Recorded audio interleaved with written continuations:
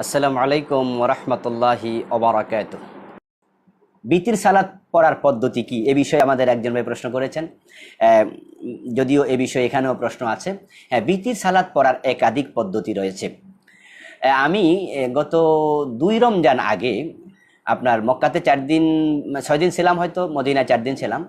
সেখানে 6 দিনের নামাজে বিতিরের নামাজ, যেহেতু রমজান মাসে বিতির তো জামাতে হয়, আমি 3 রকম বিতির পড়েছি। কাবা শরীফের ইমাম এই 6 দিনের মাঝে 3 রকম পড়াইছে। এতে বোঝা যায় বিতিরের একাধিক নিয়ম আছে। কেউ একসাথে 3 রাকাত পড়বে, কেউ 2 রাকাত পরে সালাম ফিরিয়ে আরেক রাকাত আলাদা পড়বে। এরপরে কেউ 3 রাকাতের সময় 2 রাকাত পরে বসবে, বসে আত্তাহিয়াতু পড়বে। এটাও হাদিসে আছে, তবে এই হাদিসটি একটু দুর্বল। বরং 3 রাকাত একসাথে যদি পড়ে পেলে মাঝখানে আত্তাহিয়াতু না পড়ে, তাহলে এটা আবার সহিহ হাদিস দিয়ে প্রমাণিত।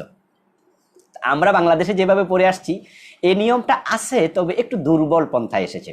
আপনারা আমার আলোচনা যারা শুনছেন, আপনারা একটু গবেষণা করে দেখুন। এই হাদিস নিয়ে আমরা চর্চা করে তো বলছি যে মাঝখানে না বসে যদি একসাথে 3 রাকাত পড়া যায়, এটা সহিহ হাদিস দিয়ে প্রমাণিত।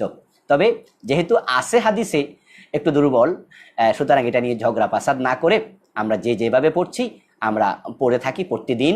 তবে যারা অধিক সহি তরিকায় পড়তে চান তাদেরকে আমি বলবো যে আপনি আত্তাহিয়াতু মাঝখানে না পড়ে একসাথে 3 রাকাত পড়ে শেষবারে আপনি আত্তাহিয়াতু পড়বেন।